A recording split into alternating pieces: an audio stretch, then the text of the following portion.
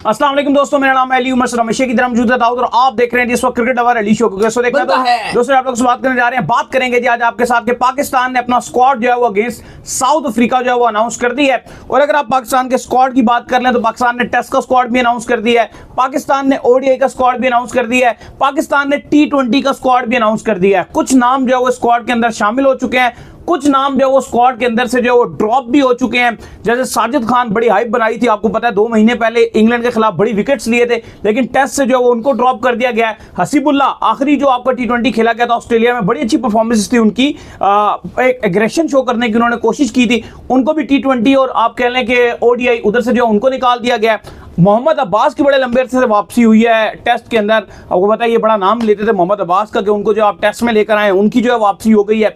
शहनशाह अफरीदी को जो उधर से ड्रॉप कर दिया गया है। फिर अगर आप बात कर लें और भी कुछ बड़े बड़े नाम हैं जो इर्द गिर्द यूं जो है वो घूमे हैं, क्या क्या कहानी हुई है कंप्लीट आप लोग से शेयर करेंगे इसी वीडियो में, क्योंकि नाम तकरीबन ठीक ठाक ही हैं। तो अगर आप हमारे चैनल पर पहली बार आए, चैनल को आप सब्सक्राइब करें और साथ ही बेल आइकन बजाना। और फखर जमान सबसे इंपॉर्टेंट चीज है, फखर जमान फखरे पाकिस्तान जिनका 100% था कि वो स्क्वाड के अंदर आएंगे, क्या रीजन बनाकर उनको ड्रॉप किया गया, क्योंकि रीजन भी दी गई। आपको पता है कि फखर के ऊपर जो रिएक्शन तो आना था, तो रीजन बताई गई है कि क्यों उनको ड्रॉप किया गया, वो भी आप लोगों के साथ शेयर करेंगे। तो अगर आप बिल्कुल तो दाऊद साहब, पाकिस्तान ने अपना स्क्वाड जो है वो अनाउंस कर दिया है, तीनों फॉर्मेट का स्क्वाड अनाउंस कर दिया है। पाकिस्तान ने टूर करना है साउथ अफ्रीका का, जहां पर पाकिस्तान ने 3 T20 खेलने हैं, 3 ओडीआईस खेलने हैं, 2 टेस्ट मैच खेलने हैं, पूरा एक प्रॉपर जो है वो टूर है।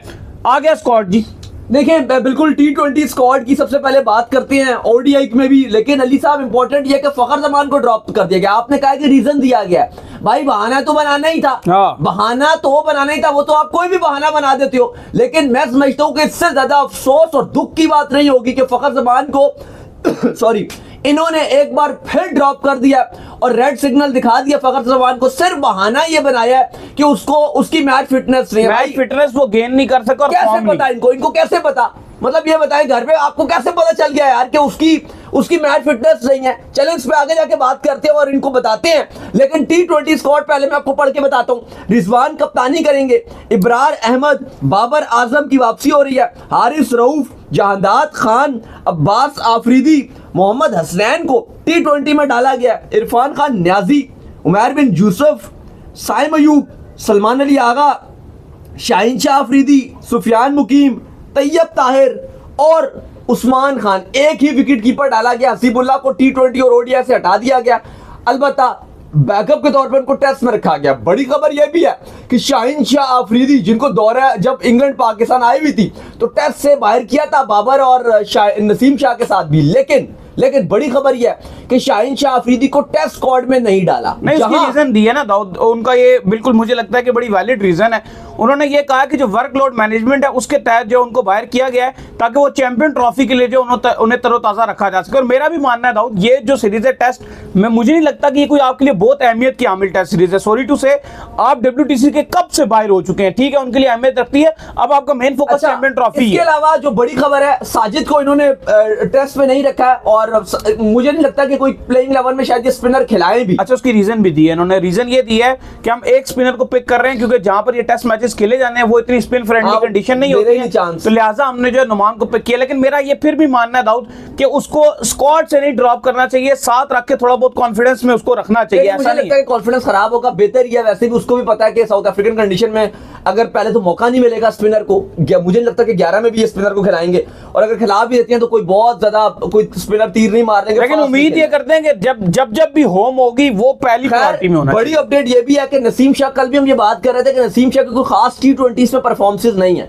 तो नसीम शाह को जो है वो T20 से ड्रॉप कर दिया गया है। नसीम शाह को बगैर अच्छी परफॉर्मेंस नहीं थी, इस वजह से उनको T20 में नहीं रखा गया। वापसी जहां पे शाहीन की हुई है, बाबर की हुई है, वहीं पे T20 में नसीम शाह की वापसी नहीं हुई। अच्छा, बहुत लोग ये भी बात कर रहे थे सोशल मीडिया पे, स्पेशली ये कंपेनी चल रही थी कि आकिब जावेद आ गया और आकिब जावेद अब जो है बाबर आजम को जो है T20 से दूर रखेगा, लेकिन ऐसा कुछ नहीं हुआ भाई, ऐसा कोई सीन नहीं है। पता नहीं, अब आई डोंट नो इस तरह का क्या चल रहा था। खैर ओडीआई की अगर आप बात करें तो रिजवान कप्तानी करेंगे, अब्दुल्ला शफीक, इब्रार अहमद, बाबर आजम, हारिस रऊफ, कामरान गुलाम, मोहम्मद हसनैन, इरफान खान न्याजी, नसीम शाह, साइम अयूब, सलमान अली आगा, शाहिनशाह अफरीदी, सुफियान मुकीम, तैयब ताहिर और उसके बाद आपके उस्मान खान विकेट कीपर। यहां पे भी अगर आप बात करें ओडीआई स्क्वाड में कुछ लोग इमाम की, आपने सोशल मीडिया की बात की तो सोशल मीडिया में तो इमाम का भी चल रहा था कि इमाम भी वापस आ सकते हैं, तो भाई उनका भी कोई चांस नहीं लगा और उनको भी मौका नहीं मिला।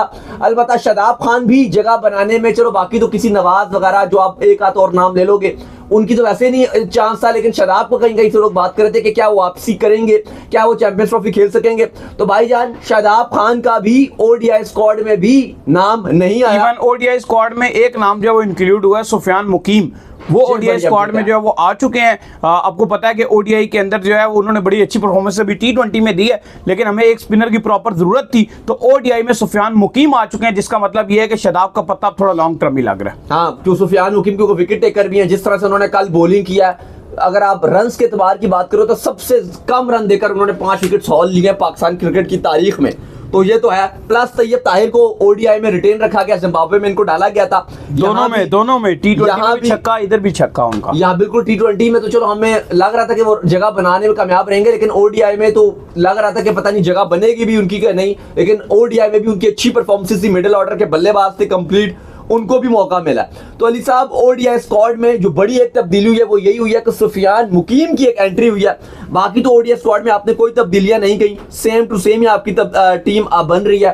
हारिस रऊफ आपके दोनों फॉर्मेट्स में, ओडीआई और टी20 में, और आपकी बाकी वही टीम है। फिर अगर आप बात करते हैं टेस्ट स्क्वाड की, टेस्ट में अगर आप देखें तो शान मसूद कप्तान, सऊद शकील वाइस कप्तान, अलबत्ता आमिर जमाल आपके ओडीआई स्क्वाड में आपने ना ओडीआई में ना टी20 में। टी20 में तो आपने चलो पहले नहीं रखा था, आपने उनको क्योंकि आपकी एक आध प्लेयर अनफिट हो गया था, तो आपने आमिर जमाल को रख लिया था कि ठीक है जी इनको टी20 में भी रख लो, जैसे आपने साइम को इंक्लूड किया था। पेचा पड़ रहा था ना, इनका पेचा पड़ जाता है अब्बास अफरीदी से जो वो है, तो लिहाजा उन्होंने विकेट्स भी लिए अभी, तो ये ज्यादातर उनको भी चांस दे देते हैं अब्बास को, ये चक्कर है अब्बास जो अफरीदी। लेकिन ओडीआई में तो अब्बास अफरीदी नहीं है, ओडीआई में तो इनको क्यों ड्रॉप कर दिया, उसमें तो किसी का पेचा, ओडीआई में तो रखना चाहिए था, ओडीआई में किसी के साथ इनका पेचा नहीं था। खैर टेस्ट की अगर आप बात करते हो तो शान मसूद कप्तान, सऊद शकील वाइस कप्तान, आमिर जमाल, अब्दुल्ला शफीक, बाबर आजम, हसीबुल्लाह यहां बैकअप विकेट कीपर के तौर पर रहेंगे।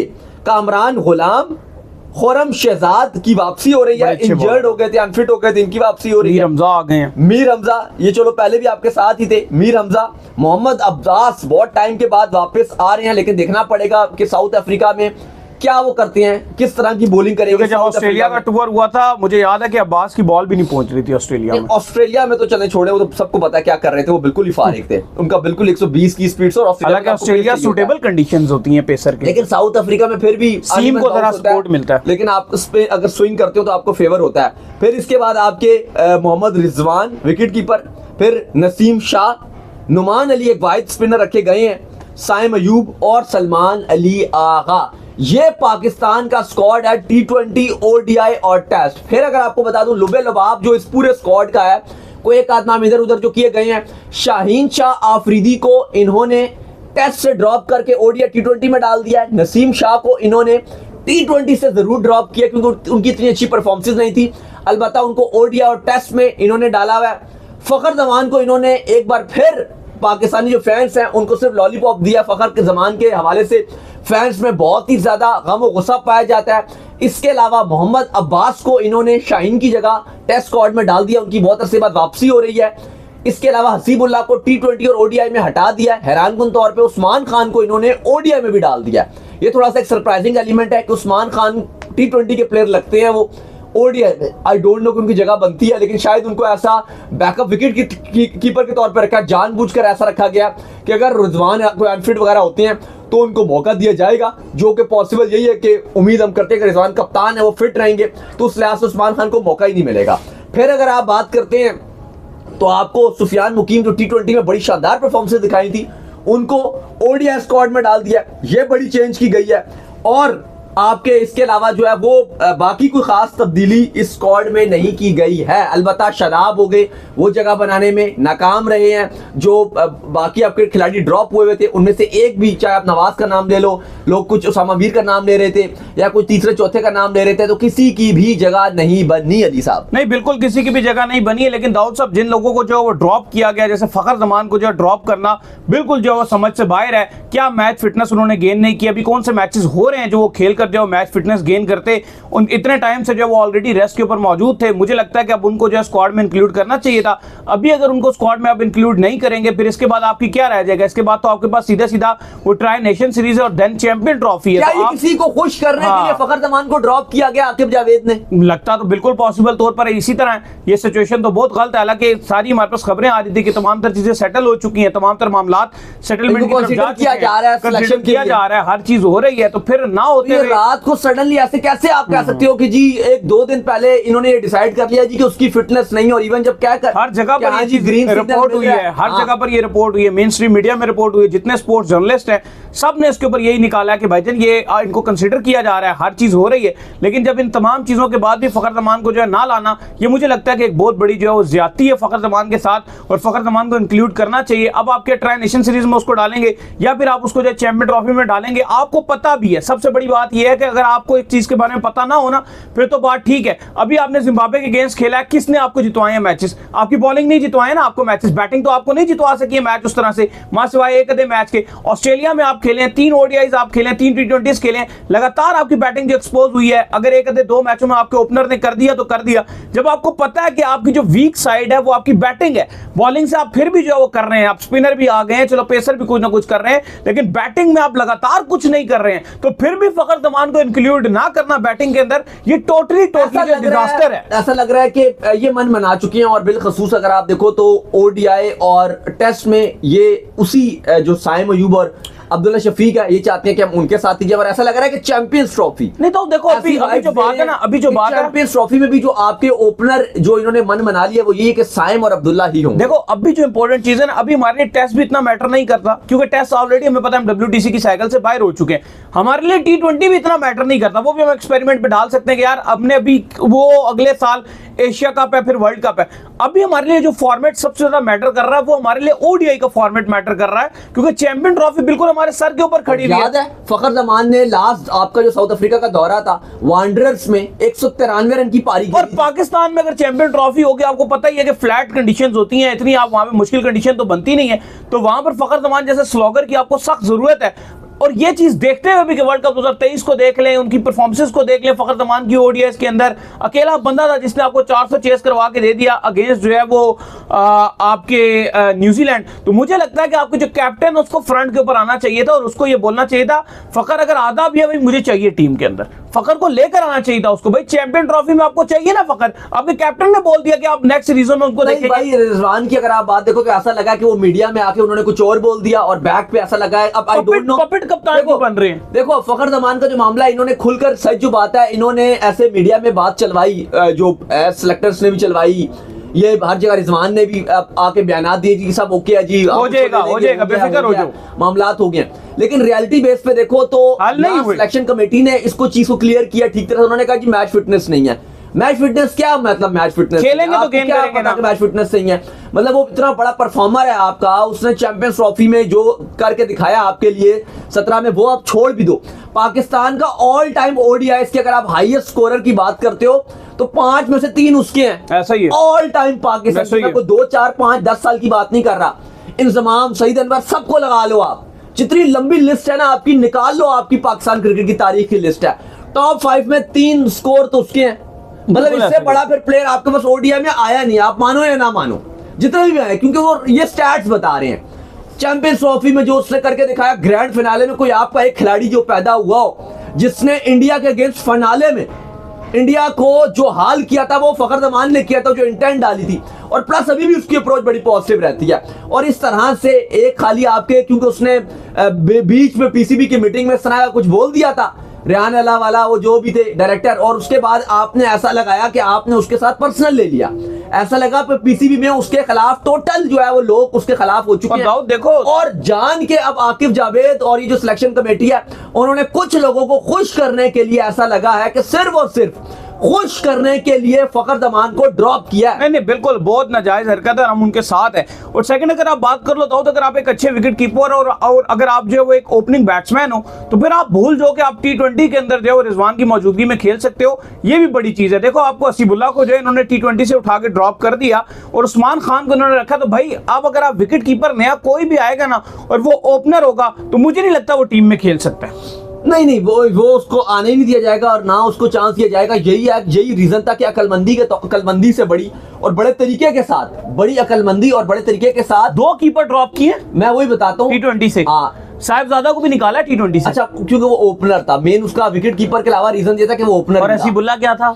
हाँ, वो भी ओपनर था। अब एक जो इंपॉर्टेंट चीज थी वो ये थी कि आप ओडीआई में आप देखो कि उस्मान खान को विकेट कीपर कहा गया कि जी बैकअप विकेट कीपर है। आप मुझे बताओ कि उस्मान खान की ओडीआई में जगह बनती है? बैटल ऑर्डर में जबरदस्ती घुसा रहे हैं। जबरदस्ती भी नहीं खेल सकते वो जबरदस्ती भी नहीं खेल सकते भाई। 50 ओवर खेलने वाला प्लेयर ही नहीं है। अगर उसी के नंबर पर खिलाना है, हसीबुल्ला को ही खिला लो बेचारे को। नहीं, आप बात नहीं समझे भाई। उस्मान खान खेलेगा ही नहीं क्योंकि उसकी जगह ही नहीं बनती। बिल्कुल ऐसा है, तो वो खेलेगा भी। बिल्कुल ऐसा ही है। तो ऐसा प्लेयर स्क्वाड में ये जानबूझ कर रखते हैं, कैरी करते हैं, जिसको ऐसा प्लेयर स्क्वाड में रखते हैं जिसको आप रोते रहोगे लेकिन वो खेल नहीं सकता। क्योंकि आपको ही पता होगा ना, आप उसके लिए कभी आवाज उठाओगे कि उस्मान खान को ओडीआई में खेले, ना आप कभी बोलोगे। जैसे मोहम्मद हारिस के साथ करते थे कि उसको एशिया कप में विकेट कीपर बैकअप रख दिया 50 ओवर में ओडीआई में। तो कोई नहीं बोल सकता। T20 में उसको लेके ही नहीं जाते। तो कोई भी नहीं बोलेगा कि जी हम मोहम्मद हारिस को ओडीआई में खिलाओगे। T20 में होता था तो रोला बन जाता था, इसको प्लेइंग 11 में खिलाओ। अब ओडीआई में मोहम्मद हारिस से कहते तो सब खामोश है। तो यही उस्मान खान आपका हो गया, तो कोई बोलेगा नहीं, सीधी सी बात है। तो लिहाजा ये पाकिस्तान ने अपना जो T20 का, ओडीआई का और टेस्ट का स्क्वाड अनाउंस किया है। देखते हैं, इंशाल्लाह उम्मीद करते हैं कि पाकिस्तान ना सिर्फ जो है वो ओडीआई जीते, T20 भी जीते, बल्कि टेस्ट भी, तीनों फॉर्मेट में साउथ अफ्रीका में जीत कर आए। क्योंकि साउथ अफ्रीका की कोई खास फॉर्म नहीं लगी हुई है, मां सिवाय टेस्ट के। ओडीआई में भी कुछ खास नहीं वो कर रहे हैं, T20 में भी कुछ खास नहीं कर रहे हैं। साउथ अफ्रीका ने भी अपना स्क्वाड अनाउंस कर दिया। T20 का क्लासन कप्तानी करेंगे, इसके ऊपर शाम को जोड़ेंगे तो डिटेल में बात करेंगे। और फखर जमान के लिए इंशाल्लाह हम अपने प्लेटफॉर्म में आवाज उठाते रहेंगे।